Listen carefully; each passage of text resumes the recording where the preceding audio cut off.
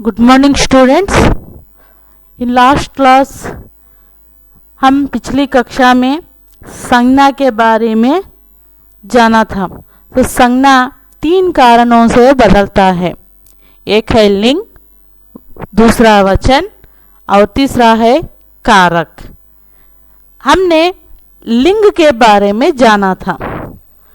पिछली कक्षा में हमने लिंग के बारे में जाना था। तो लिंग का मतलब क्या है?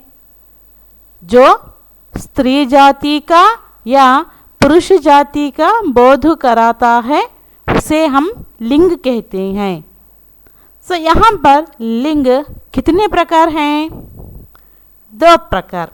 एक है पुंलिंग, दूसरा है स्त्रीलिंग। ओके, तो यहाँ पर पुंलिंग का मतलब, पुंलिंग की परिभाषा क्या होता है?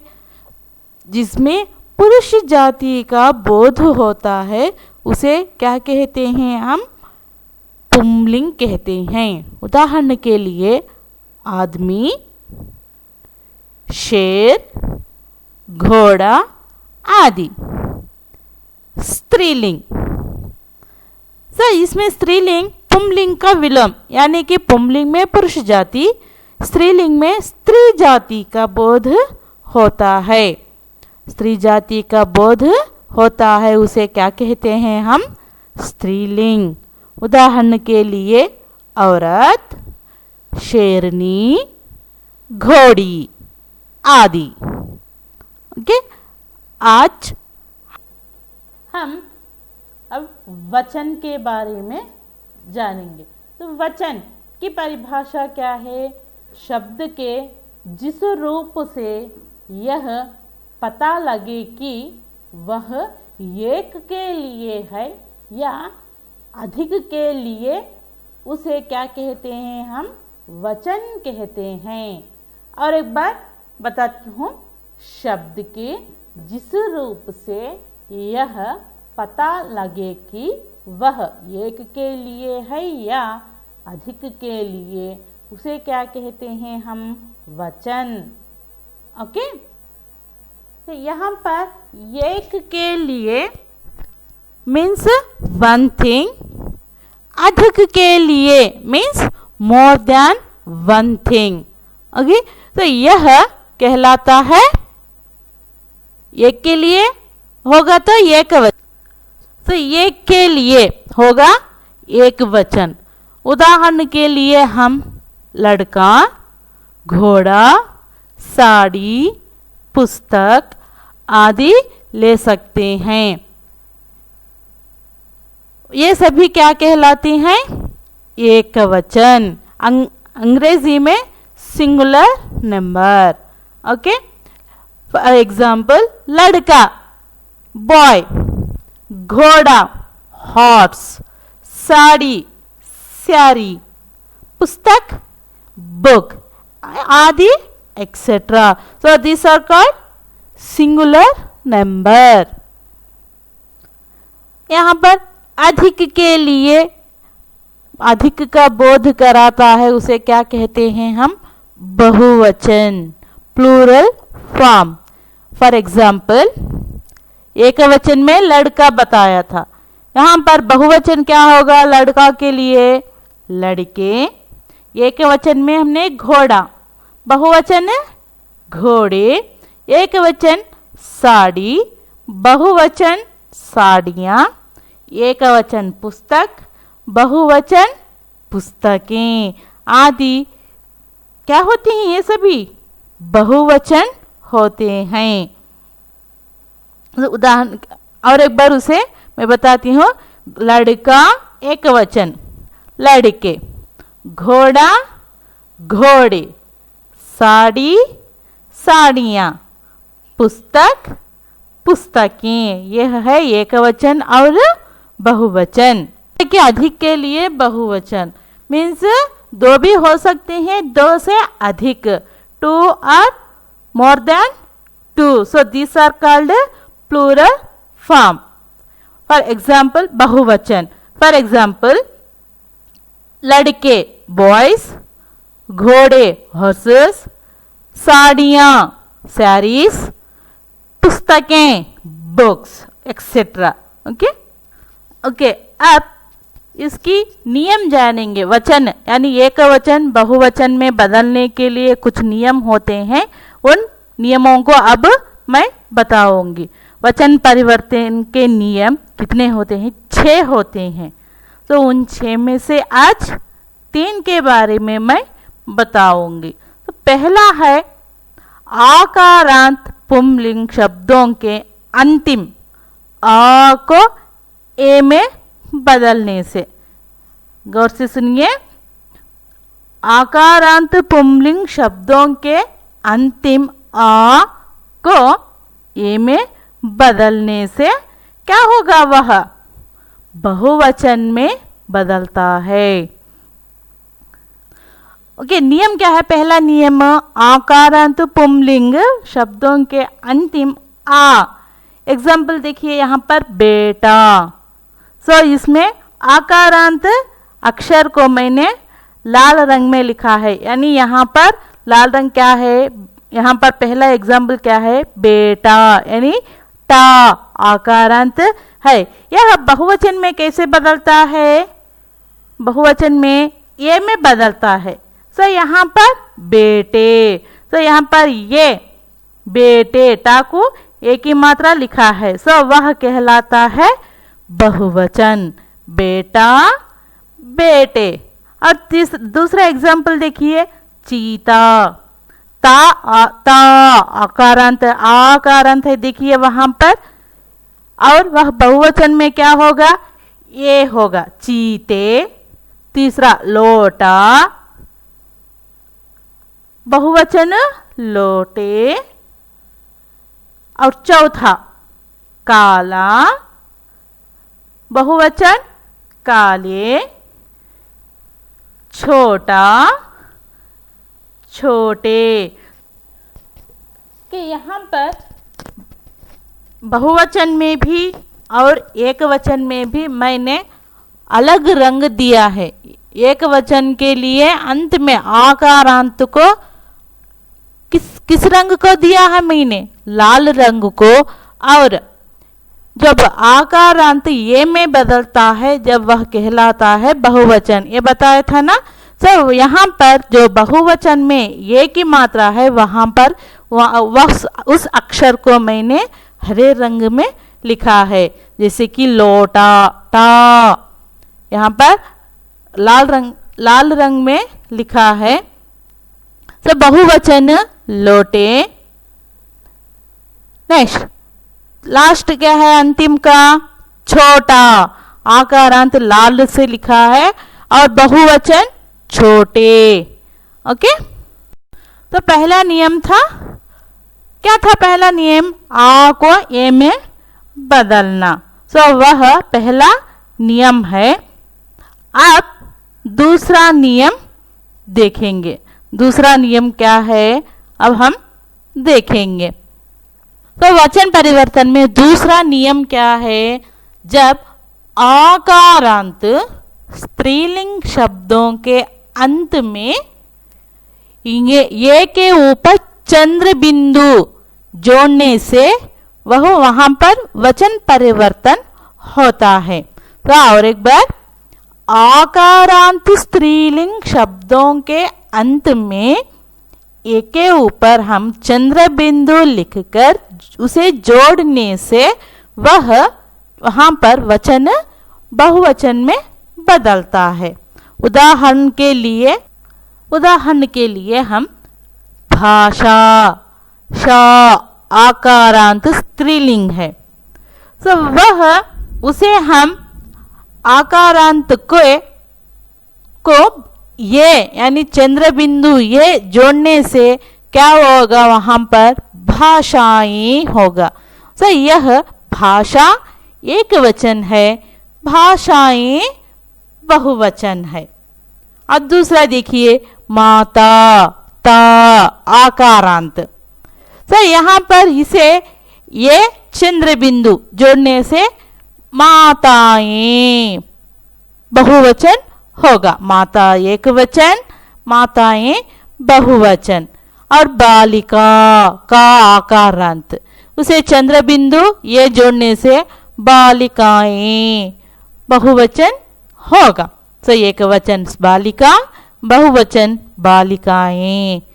और चौथा लता, एक वचन है वह, उसे हम ये चंद्र बिंदु जोड़ने से लताएं, क्या होगा? एक वचन लता, बहुवचन लताएं।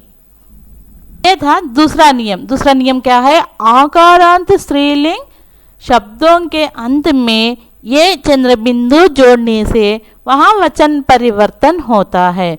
उदाहरण के लिए भाषा, भाषाएं, माता, माताएं, बालिका, बालिकाएं, लता, लताएं। तो दूसरा नियम हो गया। अब तीसरा नियम जानेंगे। उसका क्या नियम है? उकारांत उ, यहाँ पर मैंने उ को ब्लू रंग में लिखा है। उकारांत तथा ऊकारांत उ शब्दों में भी ये चंद्र बिंदु जोड़ने से तथा शब्द के अंत में दीर्घ स्वर यानी ऊ को ऊ करने से वचन बदलता है। और एक बार देखेंगे, उकारांत तथा ऊकारांत शब्दों में भी ये चंद्र बिंदु जोड़ने तथा शब्द के अंत के दीर्घ स्वर यानी जब ऊ होता है वहां पर ऊ करने से वचन परिवर्तन होता है। जैसे कि तीसरा नियम बताया था ना, उकारांत तथा ऊकारांत शब्दों में भी चंद्र बिंदु ये जोड़ने से वह वचन परिवर्तन होता है। यानी यहाँ पर दीर्घ स्वर ऊ में करना पड़ता है। उदाहरण के लिए देखो, यहाँ पर बहु, हा को ऊ की मात्रा है, दीर्घ स्वर है, यह कहलाता है एक वचन।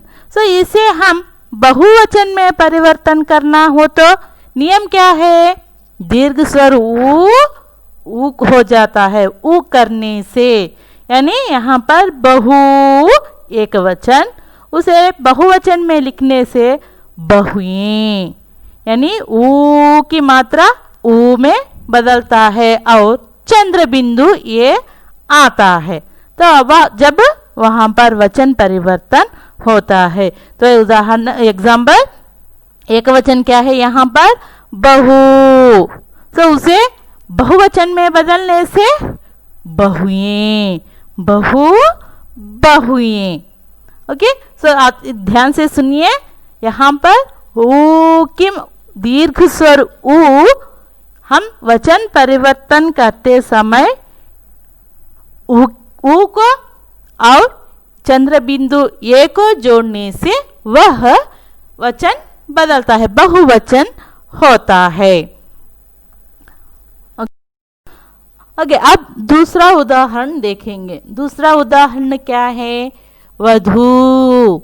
धू ऊ की मात्रा यहाँ पर है, तो यह कहलाता है एक वचन। वधू एक वचन। तो नियम क्या है? जब दीर्घ स्वर ऊ होता है, जब बहुवचन में आते वक्त लिखते समय हम उस ऊ को ऊ में बदलकर और चंद्र बिंदु ये लिखते हैं, जिससे कि वधुएं, ऊ की मात्रा भी आई है यहाँ पर और ये चंद्र बिंदु, सो इसे मिलाकर लिखने से वधुएं। सो यह कहलाता है बहुवचन। एक वचन वधु, बहुवचन वधुएं। तो यह है दूसरा एग्जाम्पल। अब तीसरा एग्जाम्पल देखेंगे। क्या है तीसरा एग्जाम्पल? वस्तु। ऊ, यहाँ पर भी दीर्घ स्वर ऊ है, इसे हम बहुवचन में परिवर्तन करना है।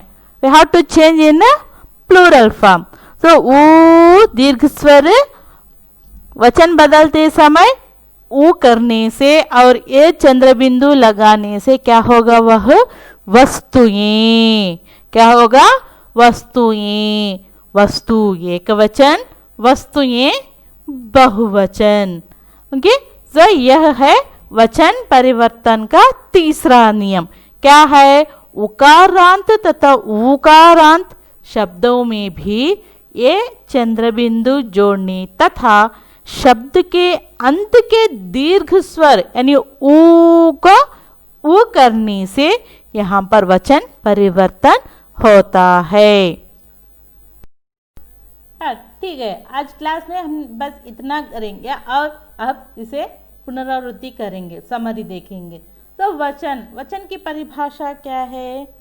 शब्द के जिस रूप से यह पता लगे कि वह एक के लिए है या अधिक के लिए, एक के लिए है या अधिक के लिए, उसे कहते हैं हम वचन। यहाँ पर वचन कितने प्रकार हैं? 2 प्रकार हैं। एक है एक वचन, दूसरा बहुवचन। तो एक वचन क्या है? एग्जाम्पल क्या बता सकते हैं? लड़का, ओके, घोड़ा, ये कहलाता है एक वचन। बहुवचन क्या है? बहुवचन अधिक, एक से अधिक होने का पता लगे, यानी लड़के, घोड़े आदि बहुवचन कहलाते हैं। नदी एक वचन है, उसका बहुवचन क्या होगा? नदियाँ। साड़ी एक वचन, बहुवचन साड़ियाँ। एक वचन सड़क, बहुवचन सड़कें। तो यह है एक वचन और बहुवचन के लिए उदाहरण। लड़का, लड़के, साड़ी, साड़ियाँ, नदी, नदियाँ, पुस्तक, पुस्तकें, घोड़ा, घोड़े। तो ये सभी वचन के यानी एक वचन, बहुवचन। और मैंने नियम बताया था, वचन परिवर्तन के नियम। तो क्या है नियम? पहला नियम क्या है? आकारांत पुंलिंग शब्दों के अंतिम आ को ए में बदलने से बहुवचन बनता है। ए में बदलना, जैसे कि आकारांत शब्द बेटा, टा का आकारांत शब्द है टा आ, उसे बहुवचन में लिखने से बेटे एकारांत आएगा। जैसे कि चीता, चीते, काला, काले, नीला, नीले, पीला, पीले, हरा, हरे। तो आकारांत पुंलिंग शब्दों को अंतिम में हम ये जोड़ने से वह बहुवचन होता है। ओके, यह पहला नियम है। और दूसरा नियम है आकारांत स्त्रीलिंग शब्दों के अंत में ये चंद्र बिंदु जोड़ने से, ये चंद्र बिंदु जोड़ने से यहाँ पर वचन परिवर्तन होता है। जैसे कि भाषा आकारांत स्त्रीलिंग है, यहाँ पर उसे ये चंद्र बिंदु जोड़ने से बहुवचन क्या होगा? भाषाएं। जैसे कि अध्यापिका, अध्यापिकाएं, कला, कलाएं, शाला, ला अंत में आकारांत है, तो उसे ये चंद्र बिंदु जोड़ने से शालाएं। कथा, कथाएं, कन्या, कन्याएं, लता, लताएं। तो ये सभी एक वचन बहुवचन में बदलते हैं। यानी दूसरा नियम क्या है? आकारांत स्त्रीलिंग शब्दों के अंत में ये चंद्र बिंदु जोड़ने से वह कौन से वचन में बदलेगा? बहुवचन में बदलेगा। ओके, यह दूसरा नियम है। और तीसरा नियम मैंने बताया है। क्या है तीसरा नियम? उकारांत तथा ऊकारांत शब्दों में एक वचन, उकारांत शब्दों में भी ये चंद्र बिंदु जोड़ने तथा शब्द के अंत में दीर्घ स्वर ऊ को ऊ करने से, दीर्घ स्वर ऊ रहेगा तो वह एक वचन होगा। उसे बहुवचन में परिवर्तन करने के लिए जब वहाँ पर दीर्घ स्वर ऊ होता है, उसे बहुवचन में लिखते समय वह ऊ में बदल जाता है। ओके, उदाहरण के लिए बहु, वहाँ पर ऊ की मात्रा है, जब वह क्या होता है, एक वचन। तो उसे बहुवचन में परिवर्तन करते समय नियम क्या है, दीर्घ स्वर ऊ को ऊ में बदलता है। तो यहाँ पर बहु, ऊ दीर्घ स्वर है,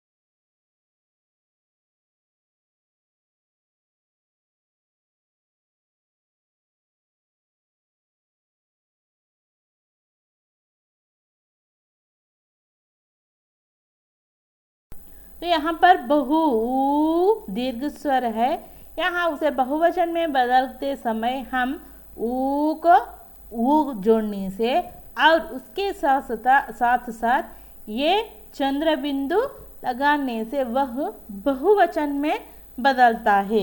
यानी बहु बहुएं, वस्तु वस्तुएं, धेनु धेनुएं, वधु वधुएं आदि उदाहरण है। किस नियम के लिए? तीसरे वचन के तीसरे नियम के लिए। ओके, तो आज हमने इस कक्षा में वचन के नियमों के बारे में जान लिया। मैंने कितने नियम होते हैं बताया था? 6 नियम बताया था। अब हमने कितने नियमों को जाना है? 3 नियमों को जाना है। नेक्स्ट क्लास में हम और कितने नियमों को जानना है? 3 नियमों को जानकारी प्राप्त करेंगे। ओके, आज बस इतना ही।